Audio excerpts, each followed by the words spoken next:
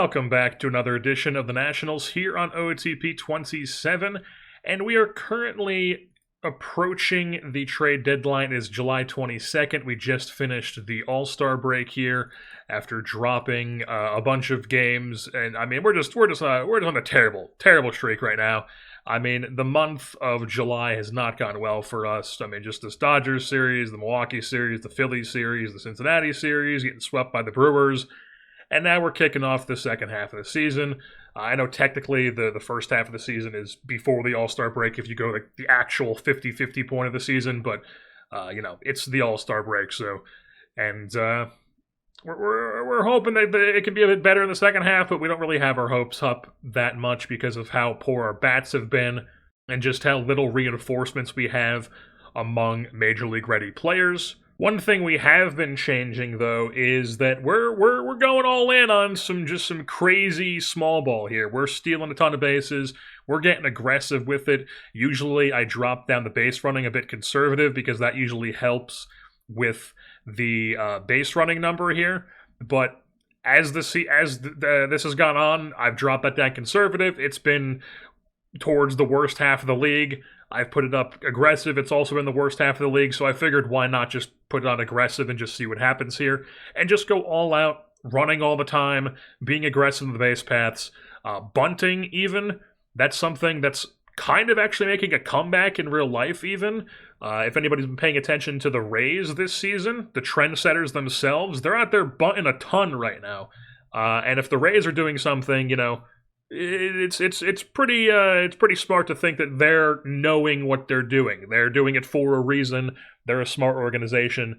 They're zigging when everyone's zagging. Is it possible for me to say the word zig or say the word zag and not in my head go Bill Simmons' voice? Whoa, a zag!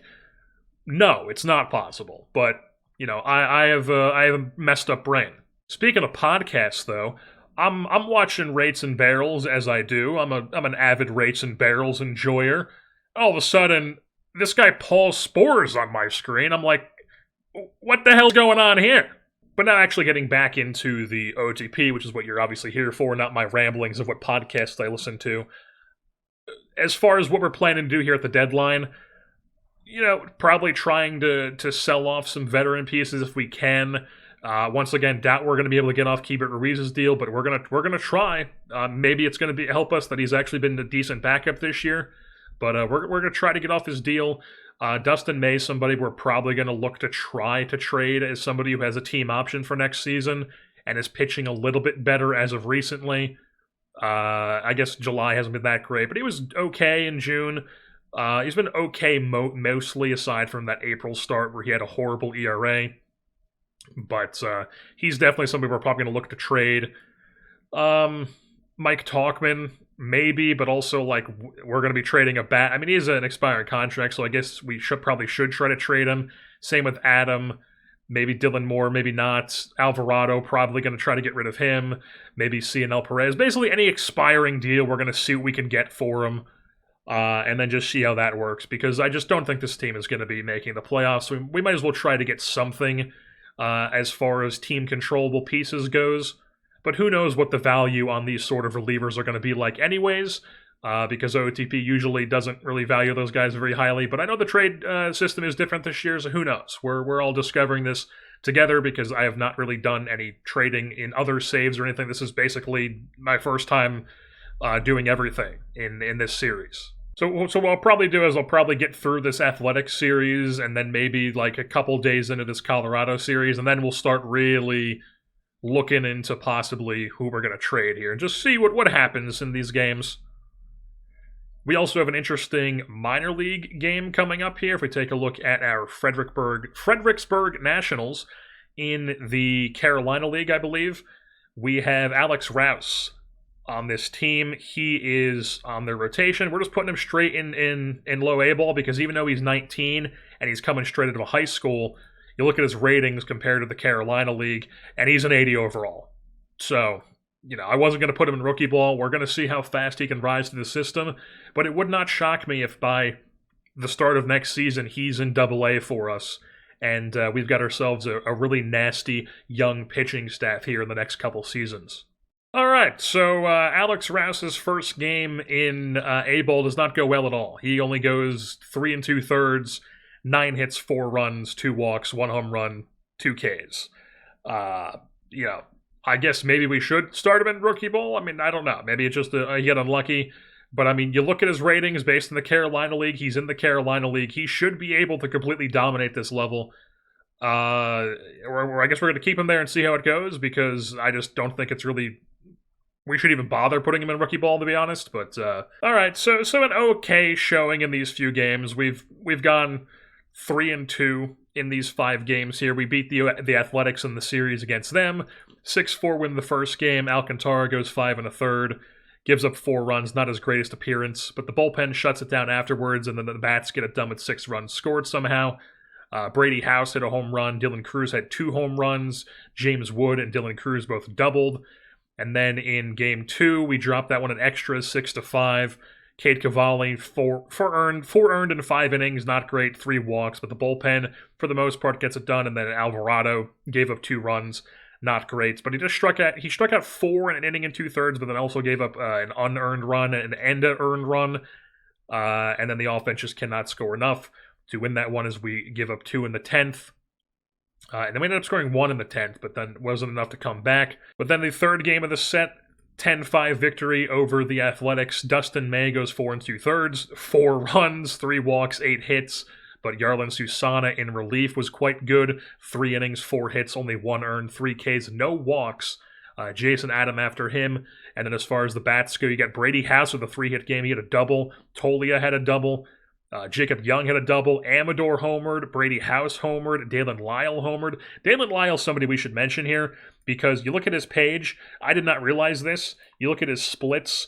He's been playing against righties and lefties the whole season. This was 0 when we left off last time at the Rule 5, not the Rule 5, but the first-year player draft. He's been playing against both sides the whole season, and against lefties, he's had a 0 WRC plus up until these last few games here, and that's why his overall WRC plus has been terrible, because, I mean, he's a lefty bat, but I mean, you look at his ratings, he's actually should be better contact-wise against lefties. The gap power, it's more against righties, but I mean, it's not like he's a slouch against lefties, but for whatever reason, he's just showing up and not doing anything against lefties. But against righties, he's holding his own. Nothing special, but he's around a league average bat, which I guess is what we can expect for him with his percentile rankings that are never anything special. And then these first 2 games against Colorado, 6-2 win. In the first game of the set, Connor Prelip pitches a gem, 6 innings, 1 hit, 2 runs, 2 walks, 7 Ks. And then on the offensive side of things, Nunez doubled. Tolia hit his 23rd home run. He's actually been quite impressive this season. That's good to see. And then this last game of this, or the second game of the set, 6-2 loss. Luke Little has been an opener with Perales. He gave up a run in 1 inning, not what you want, and then Perales got lit up, and then the bullpen closed it out from there. Or I finished it out from there, I guess I should say. And then the offense did basically nothing. Only Harry Ford and James Wood got hits. Talkman had 1 hit. Not a lot going. So, the Nationals continue to be not great. 12 games back. And it is July 27th. It's a team that's looking to sell here. We're trying to get as much as we can for the pieces that we have to trade. Our owner has recently changed our team focus to rebuilding, so it makes sense. We're going to be trying to ship off as many pieces as we can here. Dustin May going to look to see what he gets. Talkman, maybe even Morejón, who's been okay this season. See what we can get value-wise, and just kind of maybe reload up again on the bullpen next season. Adam, maybe Dylan Moore, maybe not Dylan Moore. Maybe we keep him around. I mean, he's not been great. He probably doesn't really have any value. Probably best to just keep him around as a depth option anyways. But then Alvarado, somebody we might want to shop, and then same with Cionel Perez, because they've all been quite good relievers for us. So the pitching might take a hit here in the second half, but if we can get useful team controllable pieces for these guys, not peaches. Gonna move to the country. I'm gonna eat me a lot of peaches. I don't know why that just popped in my head, but a lot of pieces, a lot of controllable pieces here. Alrighty, folks, we have done a little bit of shopping around, and I believe that we have settled on what is going to be our first trade of the 2027 deadline here. Dustin May going to be getting shipped off to the Athletics. And almost dropped my phone there, folks. All right, so back to the trade here. Dustin May is going to be getting shipped off to the Athletics along with CNL Perez in return for Ryan Lasco, Joey Estes, and Joshua Kuroda Grauer. Now, the main piece in this deal is Joey Estes as the pitcher coming back. He is almost 26 years old, so he's not really a prospect. He's kind of like a post-prospect sort of player, but they're not using him. They just kind of view him as like a depth sort of pitcher. And he's been in AAA for most of the last 3 seasons, really. Doesn't really have a path to play time with them. For us, he does, though. So he's going to come in and be pretty much a starter right away for us, I would have to imagine. Might even just take Dustin May's spot in the rotation. And then we're also... We could have just done Lasco and Grauer for just straight-up Dustin May, but I feel like that was a bit cheap. And then Perez is just getting no trade value out there. Like, I've shopped him and just nothing comes back. So I figured, why not give these guys a really good reliever, plus Dustin May, who's a serviceable starter, when they are a team, if we take a look at the Athletics here, and go to their team info page, they're a team that can hit, they can bang, as they have for the last few seasons, but they can't pitch. So they could use some arms. We're giving them 2 arms that's going to help them right now. You can see they're currently 9 games back in the AL West. If we take a look at the expanded standings, they are a plus 12 run differential. They're second in the AL West. And then when it comes to the wild card, they are currently the 3rd team in the wild card. So they're in the mix. They're trying to make the playoffs here. And, getting 2 pitchers when they have a bad pitching staff is definitely going to help them do that. So they get Dustin May, CNL Perez. We get Joey Estes as the main piece of the deal. And then if you don't know, Ryan Lasco, glove first outfielder with a decent bat, decent gap power, good eye, good speed profile. Probably going to be more of like a really good... I mean, I guess he could play center for us, but probably more of a really good corner guy. But we'll probably try him in center at some point. The bat's probably never going to be there. 25 years old, but as you can see, Rutgers University, Jackson Township. He was sick as hell at Rutgers, so we're picking him up. And then we're also picking up Joshua Kuroda Grauer, who was also sick as hell at Rutgers. And he's coming over and joining the Nationals along with Ryan Lasco. As just like, I doubt either of them are going to be like huge pieces for us, but they're just kind of throw-ins along with Joey Estes as we give them Dustin May and CNL Perez. So we're doing that, locking it in, boom, bang, bingo. And as far as Adrian Morejon goes, there isn't really anything too crazy out there that's interesting. There is Drew Jones, who I just don't think we're really going to go out and get Drew Jones, who's currently got a broken elbow and probably isn't going to be anything. There is Nolan Schubart from Oklahoma State. I've talked about how much I like Oklahoma State players. He was a monster at college, insane pop, but he's 23. He's got some insane pop in Double-A. That hasn't really developed into big WRC plus yet, but he is hitting for a decent amount of home runs, I guess. Not really 10 in 48 starts, but he has that 70 pop potential. But he's like the same sort of player that somebody like Ethan Petrie is, and he's already in the organization, and he's actually hitting well in Double-A. So I don't think we want to keep adding more first base types to the organization. And there's like nobody else that's interesting to me with Morejon, and since Morejon has the option on his contract at $4.4 million for next season, I'd rather just bring him back next year at $4.4 million. So he's just going to not get traded. We're not going to be moving on from him at this deadline. So we're doing a bit of a crazy trade here. We've had a couple guys like Alvarado has no interest. Mike Talkman's getting no interest. But Jason Adam has actually got a decent amount of interest. And Keibert Ruiz, for whatever reason, the Twins would just take straight up his whole deal for a guy like James Outman. They offered that to us, and I was like, I don't understand why they would do that, but maybe something like we give them Keibert Ruiz, plus we give them Jason Adam, who's an expiring reliever, who's been like okay this season, and we give them a prospect who's 22, like Yeremy Cabrera here, who's never going to make our major league team. Maybe he's something for them, who knows, but I figure we give them like a minor prospect, a good reliever, and they get a catcher who's playing well right now and obviously is a contract we're trying to get rid of, they would just take this straight up for Ruiz. So I figured, why not attach two pieces to it and still get James Outman? I would probably then DFA and just outright release Mike Tauchman and have Outman take his spot on the roster, because that's just how I view the roster, and Tauchman has no interest. But I think we're going to do this. I think we're just going to straight up say, hey man, Keibert Ruiz, Jason Adam, and Yeremy Cabrera go into the Minnesota Twins in return for a 30-year-old post-prospect. Hasn't really done anything with Minnesota since coming over from the Dodgers. Everybody knows who James Outman is. At least people should know who James Outman is. You know, he hasn't really turned into anything, but maybe we can turn him into something, and he can be a useful player for us, at least for the rest of the season, maybe. I figured, why not take a chance, take a swing on him? So James Outman, for these three guys, we're getting rid of Keibert Ruiz's deal, and we're doing it. Boom, let's lock it in. All right, so we've done all the moves we're going to make here. We currently have Mike Tauchman on waivers. Once he passes through, we'll just be cutting him and letting him go down to, or just letting him go into free agency. Right now, we have a bit of a janky lineup, but it's what we're rocking with here. Drew Milas has been called up. He is now our backup catcher to Harry Ford, switch hitter. Good speed as a catcher, too. He's having a really good back-to-back seasons in AAA. Finally getting his shot in the big leagues here, more of just as a backup catcher to Harry Ford.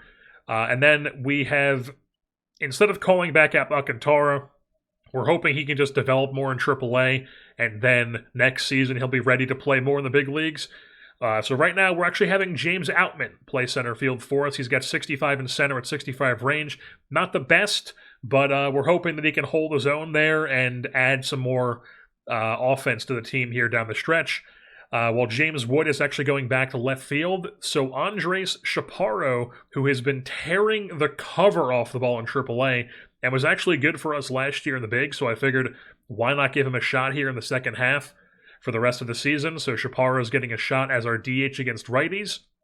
And then against lefties, he's the first baseman. Tolia goes to the bench because he's a little bit worse against lefties, and Chaparro is a right-handed bat who mashes lefties.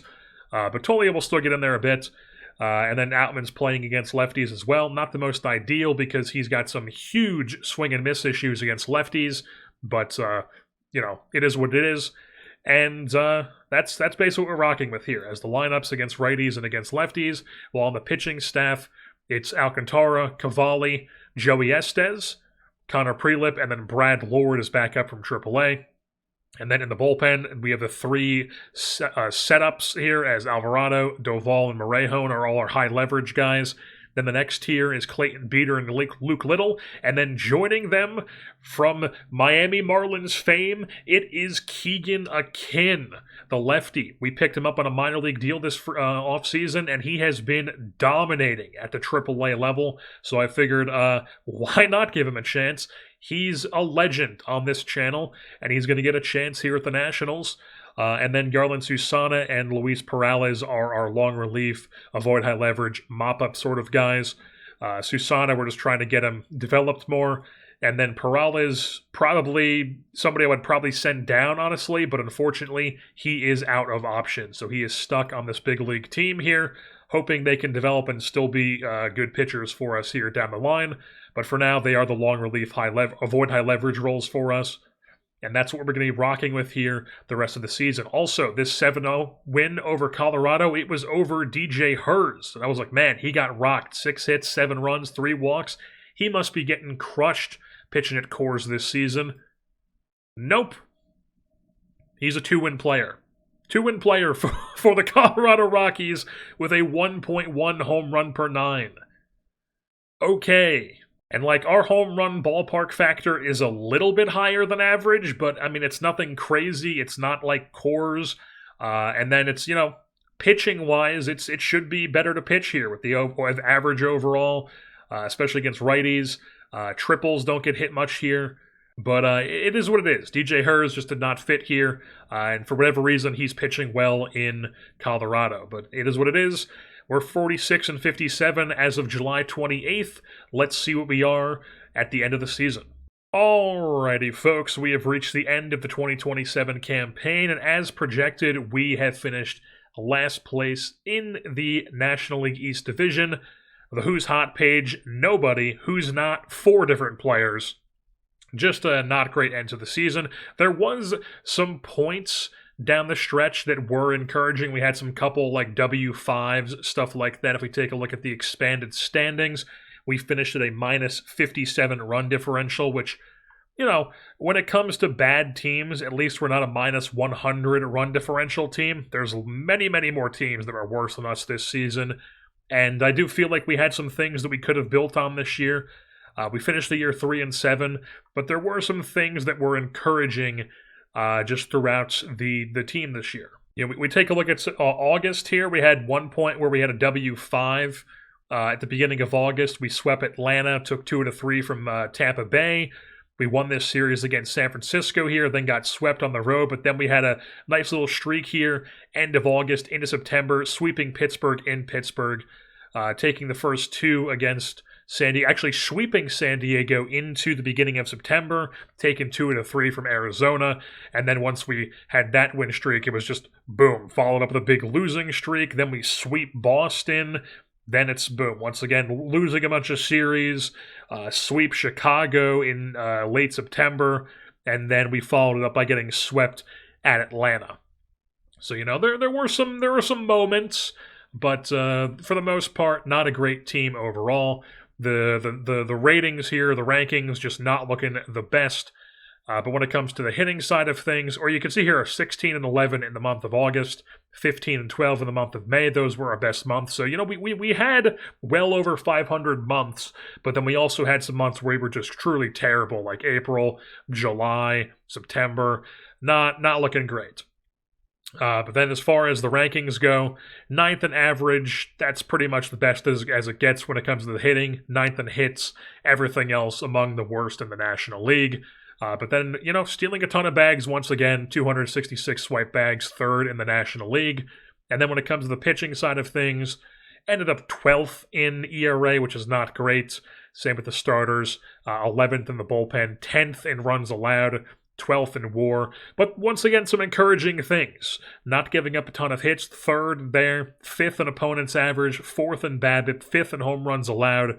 We're just walking way too many guys, and we're striking out not enough people, but like limiting home runs, limiting hits, we're very good at that, and then we play some really good defense as well. So the defense, and then like some of the pitching is in place. You can see the pitching starting to get to a point to where it's like, okay, maybe this is actually a good pitching staff. But the bats, you know, a lot left to be desired with the bats though. But, you know, I feel like once we start getting this pitching staff to the point where once it's like actually good, then, you know, the bats might are not going to need to be as good as you know, we're not expecting them to be like the best hitting team in baseball. But, you know, once this pitching staff gets developed, we're going to be a pitching and defense team first. That's usually the way it goes with the way I build teams anyways. And once again, that turns out to be the case here so far. But we do have some young talent coming up the pipeline here when it comes to the hitting, which we will probably get into a bit more in the offseason. But we're going to go for some stuff here. So let's just take a look at we should take a look at the injuries first, because we had a couple to end the year. Yarlin Susana had forearm inflammation, missed a big chunk of the second half, and was just overall very disappointing this year. I would have expected him to capitalize on what he did for us in the rotation this past season. And instead, he just completely went backwards. His K rate went down, his walk rate went up. I mean, just not what you want. The BABIP was a little bit worse, but I mean, nothing too crazy. Just was not good, walking way too many guys, and just not what you want. And then we also had Dylan Cruz, who fractured his thumb down the stretch. He actually ended up putting together a pretty decent season for us, proving that he can actually probably play against both sides. So he'll probably enter next season either as our starting right fielder or starting left fielder. He's capable of doing either one, but he's not a center fielder, obviously. He is a corner guy. And then Dalen Lyle, the season from hell from him after putting up a 2.5 win season in 2026 and also in 2025. Put together a not great year, was just dreadful against lefties. Pretty good against righties, but he's fragile now, and once again had a bunch of injuries this year. Sore groin, mild shoulder strain, and then bone marrow edema ended his season, which is just a brutal injury, and he had a setback to that. So, he might be cooked. He's about to be 25, and he might already be cooked for us. The percentile rankings never look that great for him. But the ratings, I like this type of profile. We know this. I like the guys who have good BABIP, good gap power, and good speed. He's that type of player, and for whatever reason, he just cannot stay healthy. If you're not available to play, you're gonna be valued less if you can't stay on the field. That's just the way it is. But then taking a look at the pitching staff that we ended the season with here. These are is it still 20? Yeah, it's the 28 guys we ended the season with. So Alcantara, we'll just take a look at the innings pitched here. Really only 2 big innings eaters on the teams. Connor Prelip puts together 164 in a third innings pitch with a 3-win season.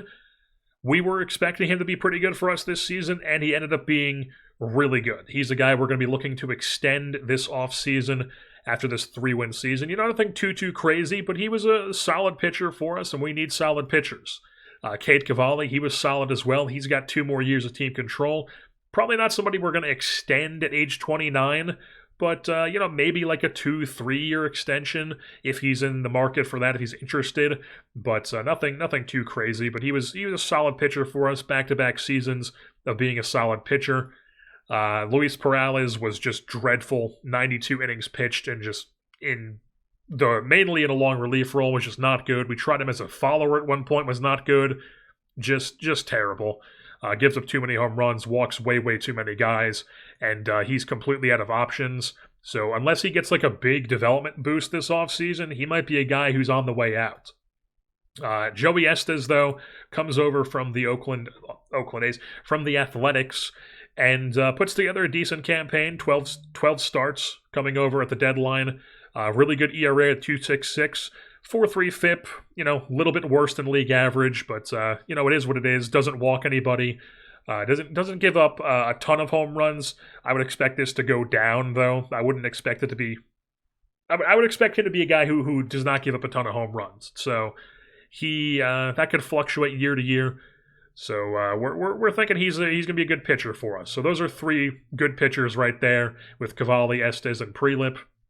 Unfortunately, Alcantara did not have the greatest season. Started off with that torn back muscle that he had in spring training after throwing like 2 innings, and then missed the good chunk of the first half of the year, came back in the second half, and mainly has just had a bunch of minuses to his stuff, and now he's not looking like as good of a pitcher, and just did not have a good 14 starts for us this season. Unfortunately, gave up way too many home runs.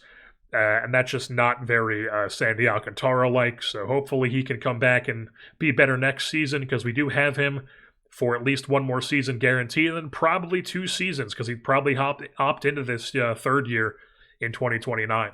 But as far as the rest of the guys go when it comes to innings pitched, Jose Alvarado was fantastic for us on a 1-year deal. He ended up being our best reliever. He walks a ton of guys, but that's what he does. He also strikes out a shit ton of guys and doesn't give up any home runs. He was our best reliever with a 1.3 WAR, 162 ERA plus, and an 80 FIP minus. Camilo Doval was very disappointing, which is unfortunate to see because he was the one we committed the most term to when it comes to the relievers we picked up. And he's very unhappy because he's not a closer. His performance, the team record, just all around not great season for Camilo Doval, which is very unfortunate. But we're hoping that he's going to be a bit better for us next season, because I just refuse to believe that this profile is going to be not at least serviceable. Which, I guess, he wasn't the worst this season. His ERA was actually above league average. His FIP was slightly worse than league average, but, we would expect something a bit better than that, ideally, from Camilo Doval. And then as far as the rest of the bullpen goes, Clayton Beater didn't have the greatest season. His FIP was good, but the ERA not so much. He did strike out a ton of guys, but the walk rate was not good for him whatsoever. Did limit home runs quite well. Adrian Morejo ended up being quite good for us. He's a guy who will be back for us next season at $4.4 million. We'll be buying into that team option. and hopefully somebody like him and Doval, the back end of our bullpen, will be good for us next year. He actually did not walk anybody. He was really good. He struck out a decent amount of guys, did not walk anybody, had an okay-ish home run per 9, and a decent BABIP. So, he was good. We'll take that. Luke Little, though, he was okay. Nothing too great. A little bit better than league average with the FIP, a little worse than league average with the ERA. He walked too many guys, struck out a decent amount, but then also did not give up any home runs. Brad Lord came up, pitched 43 1/3 innings, was not good whatsoever.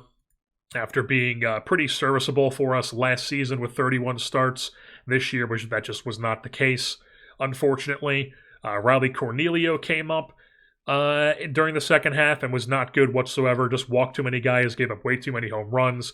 Not what you want to see there.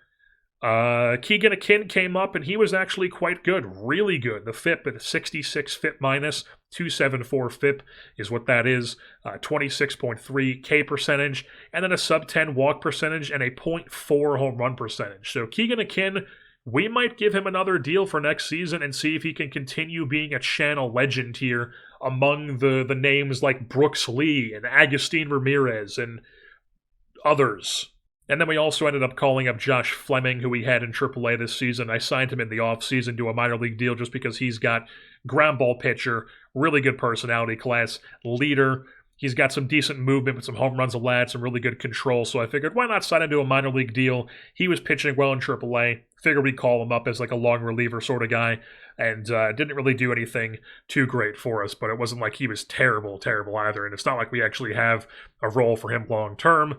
But we called him up, and he got a little bit of an innings and was, whatever. And then taking a look at the hitting side of things when it comes to sorting by wins above replacement, really the only player who put up any sort of good numbers for us this season, Harry Ford, 5-win season for our catcher. Batting run value really good. Fielding run value really good. The percentile rankings not the greatest, but he's valuable nonetheless. 5-win season, a 127 WRC plus. Bit of a 3.48 WOBA, which is running pretty hot, especially with a 355 BABIP. But maybe he's just a high BABIP guy. Who knows? Put together 32 doubles, 12 home runs, only drove in 49 ribbies, but he was the leadoff guy for the most of the season. Only scored 62 runs, though, because we just had nothing behind him. We just need to be able to drive in more runs. That's really the big issue here, is that we just don't have a good offense whatsoever. And it's a huge limiting factor, considering we don't have the pitching that we have, the pitching that we usually have in these series in place quite yet. But we're hoping to get there soon. And then Harry Ford, very much a good piece for us here, who we are also going to be looking to extend over the offseason. We'll take a look at that in the offseason episode, obviously. And then James Wood, he put together a good season, but he's a DH at this point. We played him down the stretch in left field. He's a negative ZR player in the outfield. He's just not good. He just cannot hang in the outfield, but he's a really good bat. He's just a DH at this point. It is what it is, and he's also somebody we'll probably look to extend just because he's really the only bat we have who's like a true difference maker. And then Michael Toglia actually ended up putting, or I should say James Wood, 41 doubles, 25 home runs, 101 runs scored as our 2-hitter all year long. 27 swipe bags is just a terrible rate. That needs to get cleaned up. But overall, a really good bat for us. And then Michael Toglia ended up putting together a pretty decent season for us. He was hitting cleanup for us against righties for most of the year and put together 28 home runs. Only 17 doubles, but he doesn't have the greatest gap power. It's really just all home run power. Drove in 86 runs, scored 80. Didn't have a horrible strikeout percentage. I'll take a 30% strikeout rate for a guy who's going to hit that many home runs for us. He was an around league average bat who provided some pop to the lineup and also swiped 15 bags and was not caught a single time this year. So put together like a Josh Naylor type stolen base season. Picking his spots, had some solid percentile rankings. Maybe he's a guy who comes back for us next season. Probably, honestly. He expects to be starting. He's up to a 50 overall. Just put up 28 home runs. Probably going to be pretty cheap to bring back. Why not? And then here's where things really just start going downhill. Nasim Nunez, really good defender, just dreadful hitter.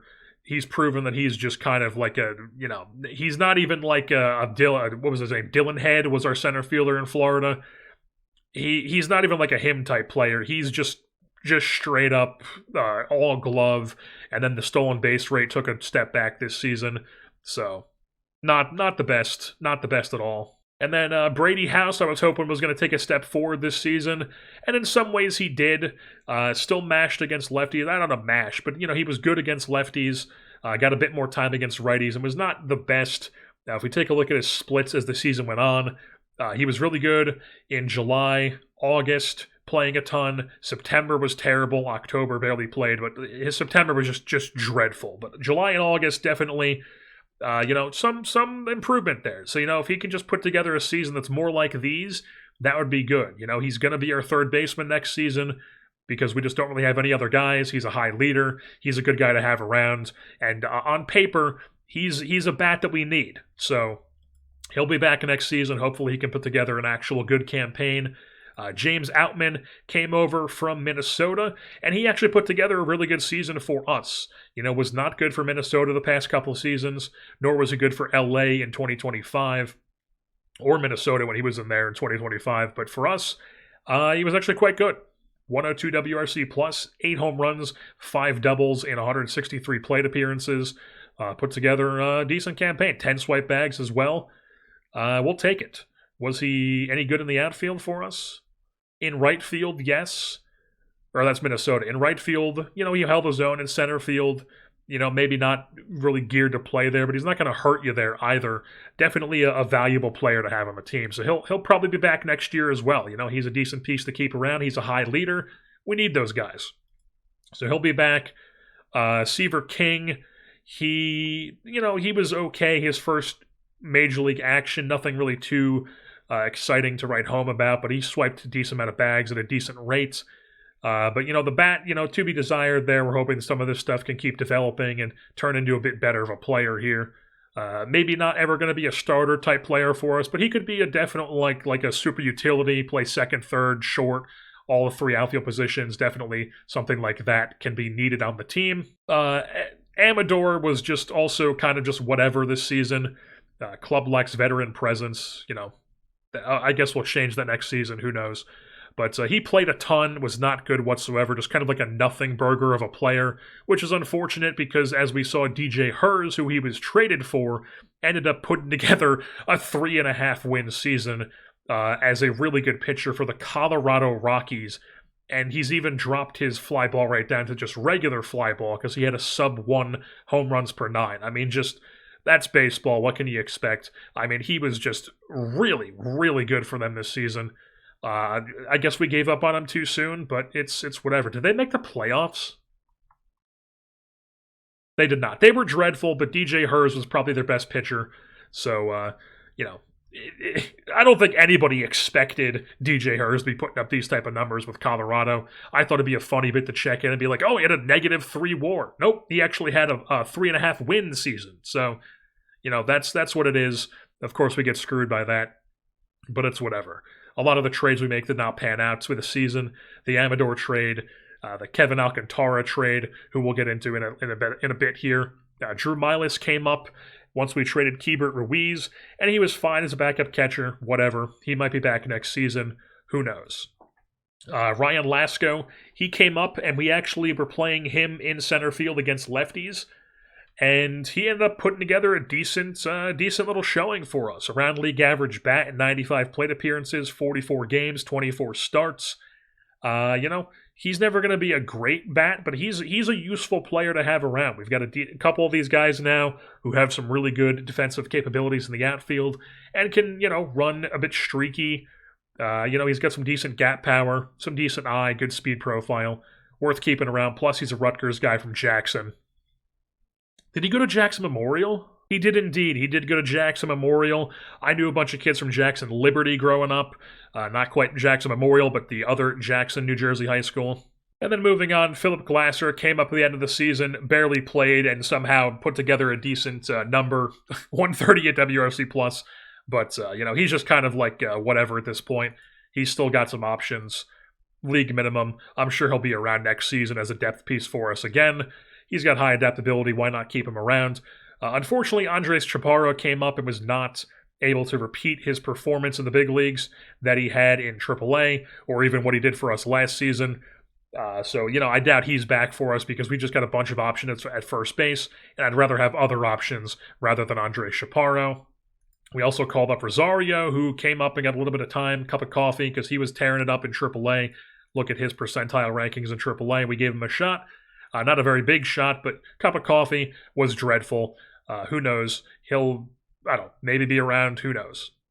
And then Kevin Alcantara came up once Dylan Cruz got hurt towards the end of the season.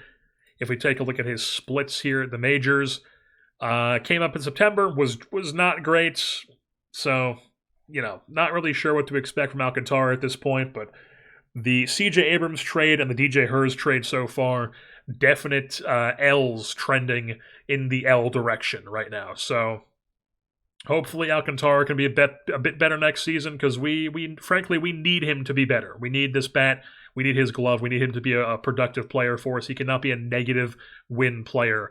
That's just completely unacceptable. And you look at his stats, it wasn't like his BABIP was anything crazy low or anything like that. He just struck out a ton, didn't walk enough. We need these things to develop. We need this avoid K, we need the BABIP, we need the power, we need the eye, we need all this stuff to start actually filling in and developing. Otherwise, he's just not going to be a good player. And you look at his AAA percentile rankings, he was pretty good down there. Nothing too crazy, but he was pretty good. He put up together a 2-win season in 54 starts, 225 plate appearances. So, he's capable of being a player.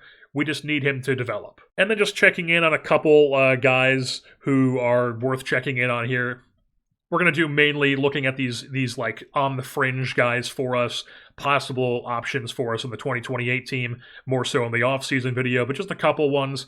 Cameron Flukie, end of the season in Double-A, pitching pretty well. 13 starts and 70 innings, was not good in AAA, was just not good in the bigs. We rushed him, I guess.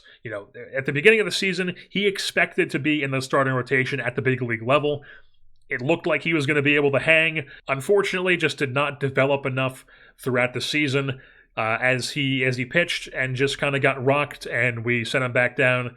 And unfortunately, he was able to settle back down in Double-A. I'm still confident that he's going to be a good pitcher for us, but we do need him to start showing it. He's still one of the best prospects in baseball. Just a bit of a hiccup where we had to burn an option for him, but it's whatever. It's not the end of the world. We're still confident that he can be a good pitcher. And then the other one I wanted to check in, or we're going to check on one more guy after this, but the other one is Eli Willits, formerly going 1-1. What was it, in the 2025? Yes, 2025, it went 1-1. And he put up a 3-war season. 2.5 wins last season in A-ball. A little bit worse of a hitter this season in Double-A, but he was in Double-A as a true 19-year-old. He's still not even 20 years old. He's the number 10 prospect. He's been a fast riser through the system. He'll probably be in Double-A to start next season as well, unless he gets some huge development bump over the offseason. But he'll probably be in Double-A to start the year. And maybe he ends up in the big league at some point for us. Maybe he's a shortstop. Maybe he's a second baseman. But if he could be like a shortstop for us who hits more, and maybe he's a little bit worse defensively than Nunez, that could be a big thing for us at the major league level. But we're hoping he can keep developing. The other one we want to check in on was Ethan Petrie, who could be a big league first baseman for us here within the next season or two, because he was pretty good in Double-A, 340 plate appearances. He is 23 years old. He'll probably be in AAA to start next season if I had to guess. But some really good percentile rankings here. Obviously, he's more of an in-box athlete sort of player. I forget where I heard that term. I want to say maybe it was Cespedes Family Barbecue guys called somebody that. An in-box athlete. He's not a good defender. I guess he is at first base, honestly. But he's not going to, wow you with speed or athleticism. He's a guy who stands in there, and he's gonna bop. That's what his role is, and we're hoping that he can be that player for us as he works his way to the big leagues. And you know what? Just for another one, we'll tease you with another one here. Fernando Olvera here was our 4th-round pick in 2027. He went straight to High A with the Wilmington Blue Rocks in the South Atlantic League, and he tore it up. 36 starts, 160 plate appearances. He puts up 1.5 wins, just straight from Merrimack College, which is not a very high level of a school, in NCAA baseball, but he comes in here straight to high A and just rakes. Puts up a 187 WRC plus, 8 doubles, 10 home runs, drives in 26 runs, scores 25 runs, great walk percentage, sub 30% K percentage, 4-digit OPS. BABIP obviously running extremely hot, but really good player here in the making, it looks like. Obviously going to have some big swing and miss issues, but who doesn't these days anyways? We're not really caring too much about that. Probably going to be more of like a first base, left field type DH, but if he hits like this as he keeps coming up the system and these develop into actually what these could be to their full level, I mean, I don't care about the swing and miss. I don't care about the lack of defense. He could be a difference maker of a bat. Yeah, I keep saying I'm just going to stop it there one more, but how about one more? How about one more? Elijah Green here, player, a little bit of an older guy. He was a high-round pick, first-round pick out of IMG Academy in 2022. Taking a bit to develop here, but he's look at this, 3 home runs against the Jersey Shore Blue Claws. That's my hometown team. But he was in high A for us this season after putting together a decent year in single A last year.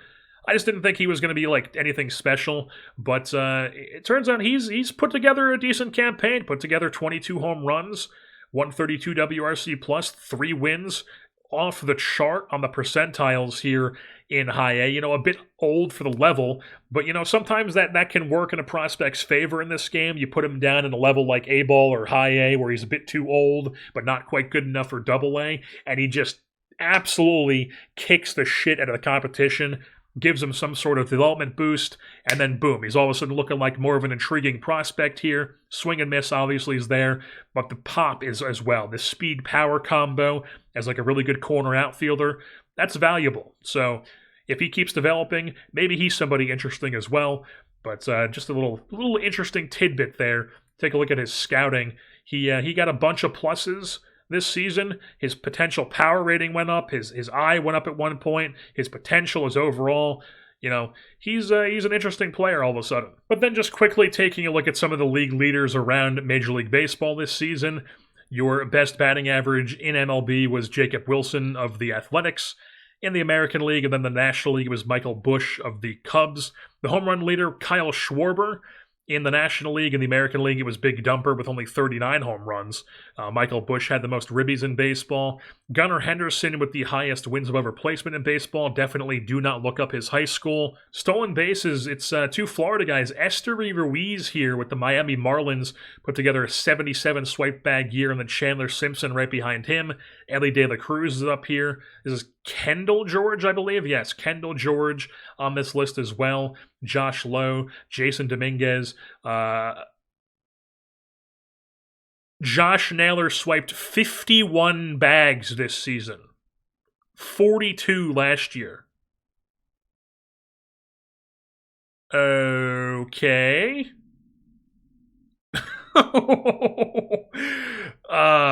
Okay.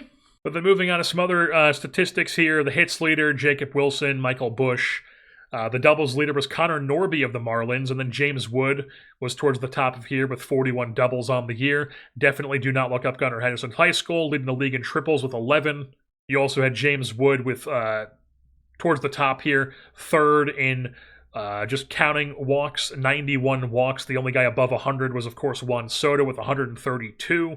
On the pitching side of things, you've got Yamamoto with the best ERA in the National League. With the American League, it was Tarek Skubal who went to the Rays. The frickin' Rays gave out a $51 million AAV contract to Tarek Skubal. That is insane. Okay, so Tarek Skubal pitching for the Rays, being obviously Tarek Skubal doing his thing. Best pitcher in the American League this season. Chris Sale at age 38, throwing 200 innings, pumping 249 strikeouts, leading all of Major League Baseball. I mean, just a crazy number for a guy at his age. Just ridiculous. Leading the league in innings pitched as well. Just crazy. Number 2 in staves was Juan Murillo of the Arizona Diamondbacks, who was a free agent signing in 2024. Sure, just came out of nowhere and all of a sudden is one of the best closers in baseball suddenly. And then as you would expect, nobody on our team is on this list. Not even on any of these like bad ones where it's like, oh, the most amount of walks or the most amount of losses. Nobody on our team is on those lists, so I guess we'll take that. And then when it comes to the fielding leaders, we've got Nunez, third in assists, double plays. Tolia's on that list. Runners thrown out percentage, Harry Ford throwing at the second most amount of runners, only behind Rafael Marchand of the Philadelphia Phillies. Shea Langoliers now with Boston was right behind Ford. And then the ERA was Austin Wells. Ford not on this list, nor was he on the catcher framings list, which was also Austin Wells, having himself back-to-back 4-win seasons with the New York Yankees. That's a crazy jump for him, but he's been really good. And then you got Cal Raleigh, who continues to do his thing as this absolute dynamo, both-ways player, 141 WRC plus, leads the league in home runs. 39 is a low number to lead the American League. That's surprising. But then also just being an incredible defender as well, swiping 18 bags as well at 90% rate. I did tick up the stolen bases, so that just means just like, I guess, across the league, more people are stealing. Maybe I'll tick it back down, but for now, we'll just keep it how it is. It's whatever. And I did also just want to highlight that our AAA team just won the International League playoffs. They won round 1 against the Toledo Mudheads, 4-2. Then they had a hard-fought series against the Nashville Sounds in round 2, took that 4-3. So now the champions of the International League here in 2027 are the Rochester Red Wings, who put together a 91-win campaign out of the East Division. Just a really good team this year. Unfortunately, I do not have the box scores being saved from the AAA teams, but, they won it. The Rochester Red Wings, they are your champions of the International League. Well. The Los Angeles Dodgers have won another World Series, 4-2 over the Boston Red Sox, as they are your 2027 World Series champions. Awesome, I guess. Cool. I don't even remember who won it last year. It was the Braves last year. So the Braves over the Yankees last year. The Blue Jays lose out in the LCS last year. And then the same exact thing happens this year. Another 7-game set. This time they lose to the Red Sox. And then they get their ass beat by the Los Angeles Dodgers, who, they're the frickin' Dodgers.